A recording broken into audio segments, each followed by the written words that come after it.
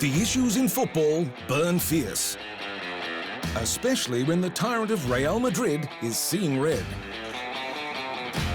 Lucy Bronze sees only gold as she collects a swag of honours. And tough is her middle name. Not so tough are those who do their squabbling on social media. But it's time for everyone to cool their jets. This is the burning issue.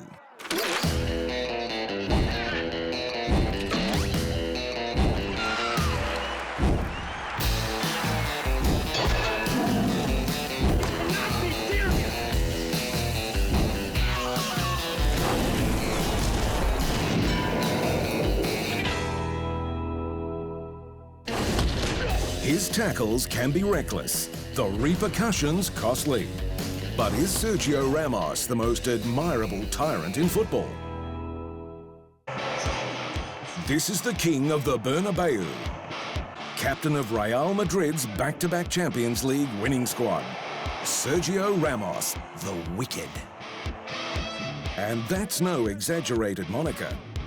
When Ramos was entrusted with Real's captaincy in 2015, after Iker Casillas transferred to FC Porto, the club signed up for a particularly brutal style of lead by example. Let's face it, the charismatic defender being served his marching orders for some hideous tackle or another is one of the most reliable occurrences in football. But for all the damage he's inflicted, is Ramos actually the most admirable tyrant in the game? There's certainly a lot of collateral to consider. His unceremonious stomping of Lionel Messi in 2017's El Clasico earned Ramos an extraordinary 20-second red card with Real Madrid. He's never tried to hide his wicked ways. The writing was on the wall the moment he stepped into the Bernabeu as a 19-year-old kid. It took him all of 2 league appearances to be sent off in 2005. His white line fever perhaps aptly dressed in the attire of Los Blancos. Ramos has a particular penchant for fouling during encounters with arch-rivals Barcelona. 5 of the 22 red cards gathered came during bouts with the Catalans. Ramos was given a second yellow after demolishing Messi in injury time during a 5-0 loss to Barca in 2010. An elbow to Sergio Busquets sent him off in 2012. He was again sin-binned in 2014, 2016, and then 2017's monstering, again on Messi. The 2017 offence was costly too. A man down, Real couldn't stop Messi netting the winner with seconds to go in added time. And Barca prevailed 3-2, prompting the man of the hour to rub salt in the wound. Yet despite his pricey foul, Ramos's passion for the Barca rivalry endears him to Madridistas.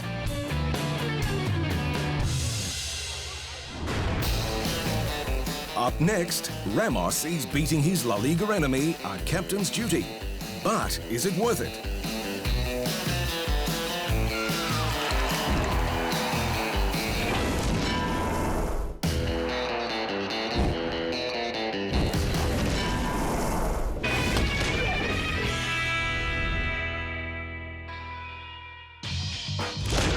When Barcelona was thrashed 4-0 by Paris Saint-Germain in the first leg of their 2017 Champions League encounter, Sergio Ramos could empathise with some of his Spanish national teammates on an individual level, but only a little bit.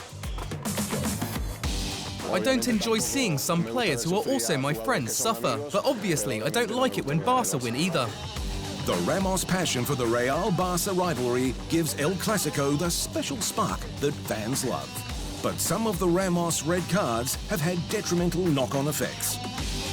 In the 2014 Clasico, while Real sat 3 points clear at the top of La Liga, Ramos clipped Neymar, drawing a red card and a penalty. Messi scored the goal and netted again later to seal a 4-3 victory. The loss allowed second place Atletico Madrid to replace Real at the top and go on to claim the title.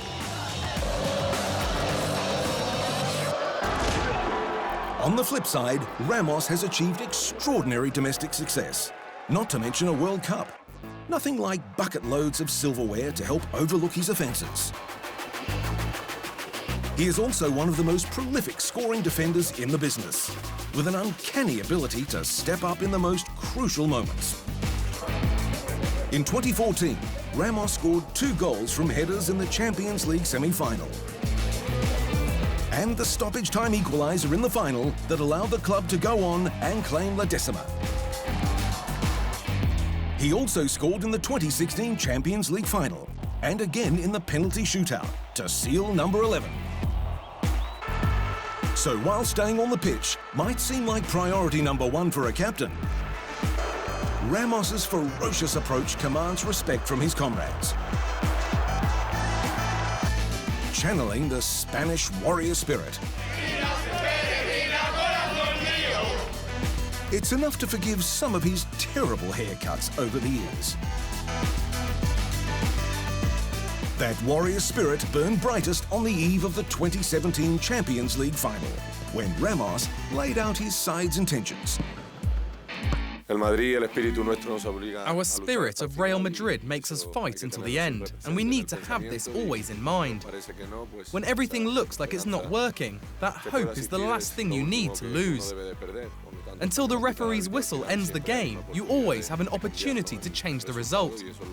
I always have this attitude. If that seems like the attitude of a tyrant, then so be it. It carried Real to its first back-to-back victory in the Champions League era, and more than justifies his wicked ways.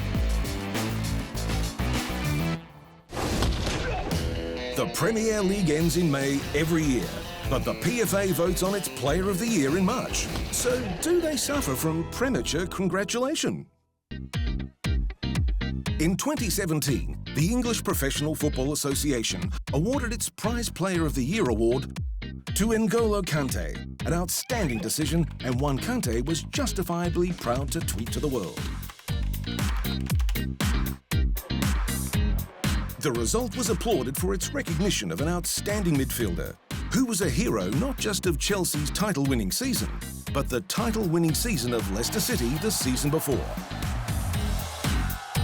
In that sense, the vote by players was masterfully clever, because it gave a nod to the past, with many believing Kante should have won the award in 2016, ahead of his Leicester teammate Riyad Mahrez. And a nod to the future, because when the players voted for Kante, it was not yet certain that Chelsea would go on to win the Premier League title.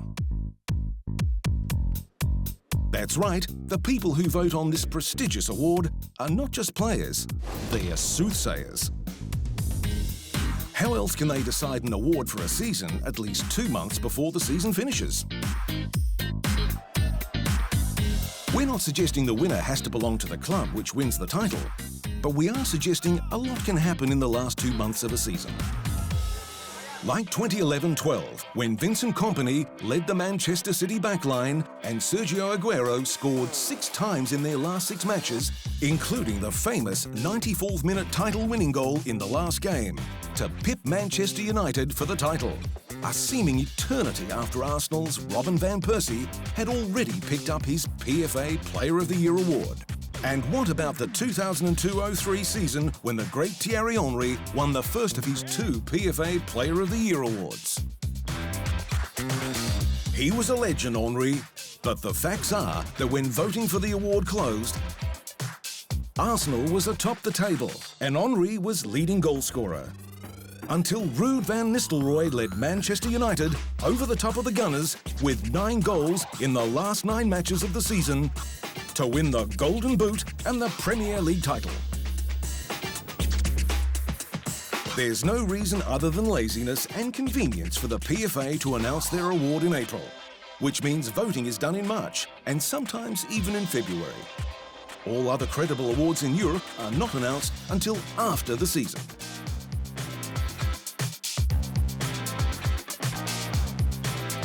When N'Golo Kante's win was announced in 2017, Chelsea was only 4 points clear of Tottenham with 6 matches to go. Spurs champion Harry Kane had done enough to make the shortlist of 6 finalists, But it was only after the award had been decided that Harry went absolutely berserk. He scored 11 goals in the last 8 games to finish the year with 29 goals in 30 games and a record Premier League strike rate. Sure, Tottenham didn't win the title, but what if they had? The former Young Player of the Year would surely have left the PFA with egg on their face after their case of premature congratulation.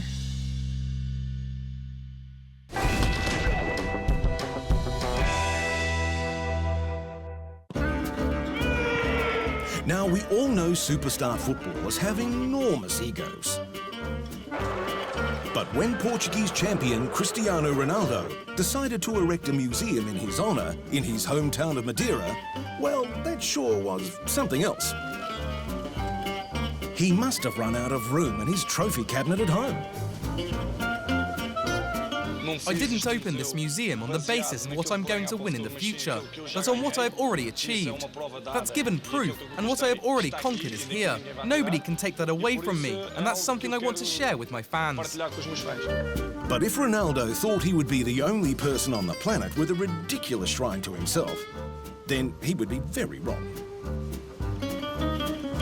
Argentine goal machine Lionel Messi, in keeping with his battle with Ronaldo in the Who's Better stakes, again tried to one-up his Portuguese pal. How, you might ask? By launching an even more bizarre venture, Messi Experience Park in Beijing, China. The journey, pilgrimage, that will be undertaken by Messi fans in Beijing showcases the godlike existence modern-day footballers now lead. Given past troubles, we're guessing his on-site merchandise won't be tax-free. Of course, even the biggest cult figures eventually leave the game. And when that happens, even to Leo, will Messi Experience Park just be left to perish into oblivion? At least if Cristiano Ronaldo's son grows up to be as good as his dad, they can just add a Ronaldo Jr. section to his museum. But let's take a look at some other examples. Ferrari Land, for instance, which opened in 2017. It's an iconic car brand with a proud history spanning more than 75 years, allowing admirers to retrace the steps of the company's legacy. Even footballers visiting Disneyland for a laugh, or Mickey Mouse having a token crack at goalkeeping, is more entertaining for fans than wallowing in individual past glories, even of Messi and Ronaldo. Maybe naming a stadium after these guys when they're gone would be a fitting tribute, like they did for Brazilian Mane Garrincha. But museums and fantasy lands to further inflate the egos of those whose wondrous souls still grace the earth, perhaps that's a bit much. After the break, the club which sometimes seems cursed, and the player who proves that bronze can sometimes be better than gold.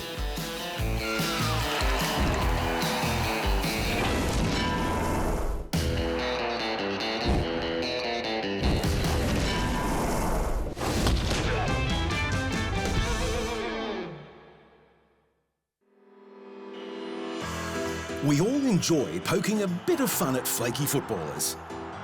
Fellows who just don't fit the mould, like Gazza.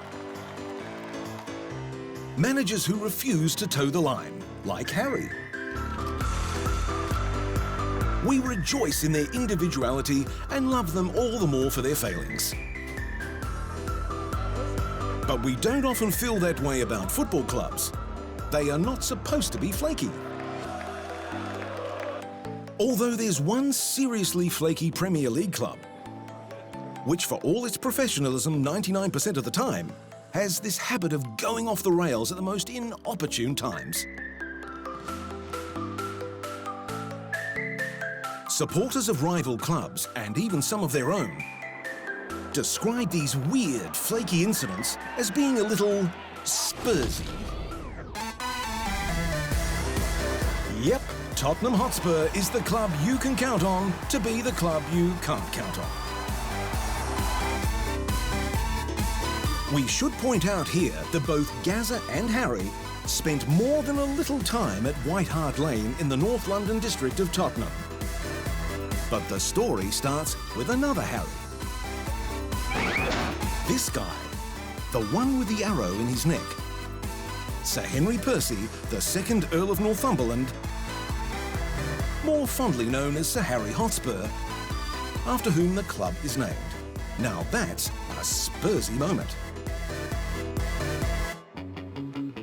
Spurs are known for their intense rivalries with other London-based clubs, particularly their North London derby with Arsenal, which began in 1913, when the Gunners moved from South London to just down the road. But the rivalry really got intense when football resumed after a 4-year break for World War I. That's when Arsenal was arbitrarily promoted to First Division at the expense of Tottenham.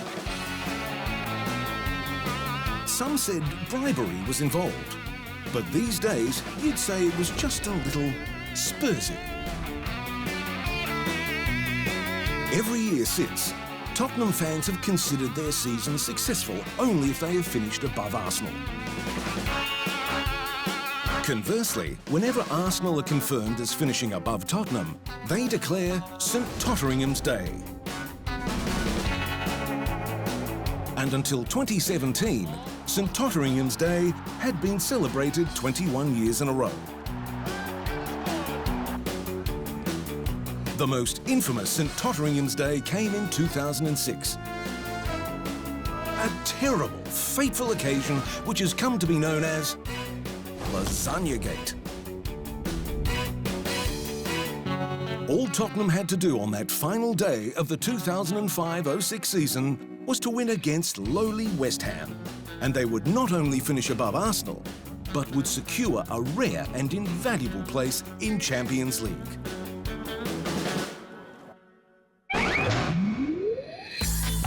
Instead, almost every player ate lasagna at a team dinner the night before and got food poisoning. The cleaners in the visitors' dressing room at West Ham still have nightmares about it. Naturally, Spurs lost and Arsenal took their place in Champions League. Tottenham's other great London rivalry is with Chelsea. In the 2011-12 Premier League season, Chelsea finished only 6th, and Tottenham finished 4th to claim the last Champions League spot for the following season. That is, until Chelsea miraculously went on to win the 2012 Champions League final. And under the rules of the day, that meant they could take Tottenham's spot for the following season. Now that's Spursy. In 2015-16, Tottenham was the only challenger to Leicester for the Premier League title, but lost their last 2 games to fall behind Arsenal by a single point and finish 3rd in a 2-horse race. Even in 2016-17, when Tottenham had its most successful season ever in the Premier League, finishing 2nd with a massive 86 points, arch-rival Chelsea won the title and arch-rival Arsenal took the FA Cup. So even though St Totteringham's Day was cancelled, the Gunners still ended up with bragging rights. Yep, that's Spursy.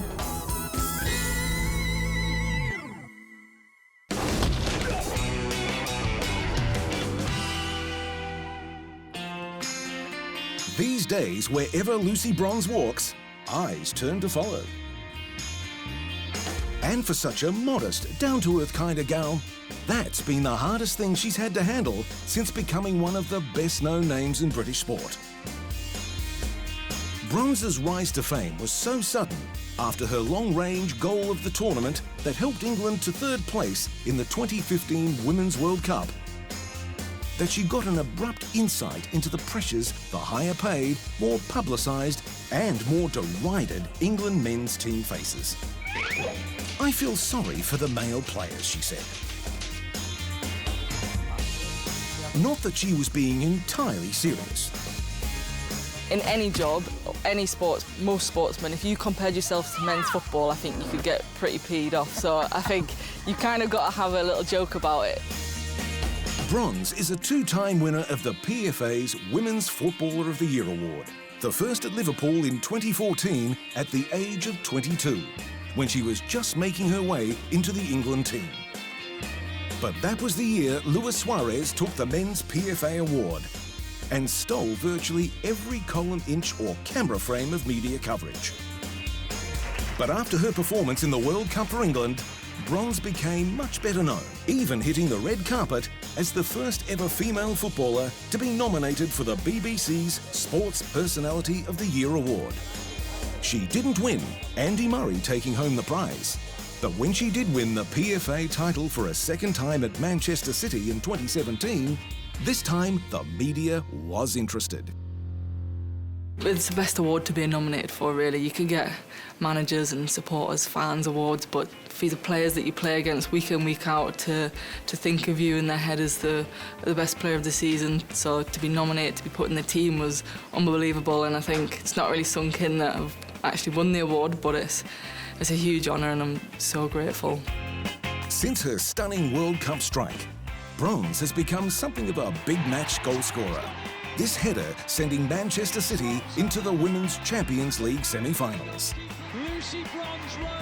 But it's her reputation as a strong and smart defender that has her rated one of the best players in the world. Tough is her middle name. No, seriously, Tough really is her middle name. It was her mother's maiden name, and with a Portuguese father, Bronze has followed Portugal tradition by taking her mother's name as her middle name. So her full name is actually Lucia Roberta Tough Bronze.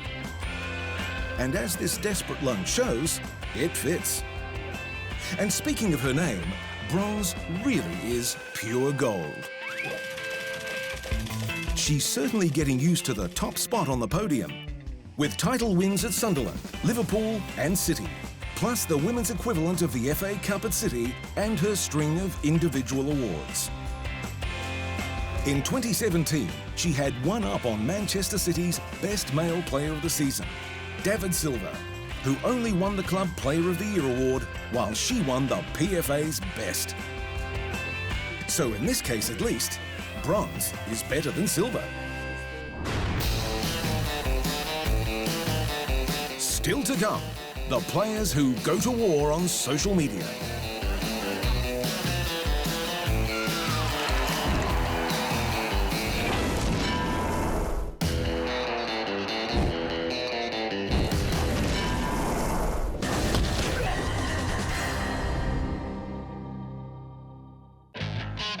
Social media has given fans some great football mudslinging matches in recent times. Let's look at a couple and judge who comes out smelling more. Barcelona's Gerard Piqué and Real Madrid's Sergio Ramos are old social media enemies, flaring up again in 2017.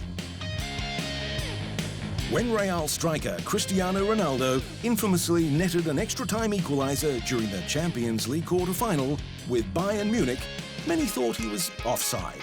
The goal was allowed and Real went through to the final on aggregate. Anti-Real to the bone, Piqué took to Twitter, simply posting 3 dots, suggesting Bayern were robbed. Seeing the post, Ramos responded. He should look back to the PSG game. That game referred to the second of Barca's 2017 Champions League round of 16 clashes against PSG, in which they famously won 6-1, a remarkable comeback from the 4-0 loss in Game 1. 3 of those 6 goals were scored from questionable penalty decisions that put the referee under serious fire. Ramos also reminded fans Piqué had been fined over €3,000 in early 2017 for repeatedly questioning referee decisions. It's true, Piqué is a pest, and we're giving that tussle to the Madridista. Media loudmouth and Arsenal fan Piers Morgan took to Twitter when manager Arsene Wenger renewed his contract in 2017. Making reference to Jose Mourinho when his tenure at Chelsea ended in 2015, and Claudio Ranieri when he was axed from Leicester City in 2017. Morgan wrote, Mourinho doesn't win Premier League for 7 months. Fired. Ranieri doesn't win Premier League for 9 months. Fired. Wenger doesn't win Premier League for 13 years. New £20 million contract. There's irony here. Morgan also had a long-running Twitter feud with former England player turned broadcaster Gary Lineker. When Morgan's US-based CNN show was axed in 2014, after only being on air for 3 years, Lineker posted, "Sad news that Piers Morgan's show has been canned. Who'd have thought he'd be ousted before Wenger?" For Lineker's foresight, which points out Wenger's rat-like cunning to survive, Morgan is the loser here. You cannot be serious!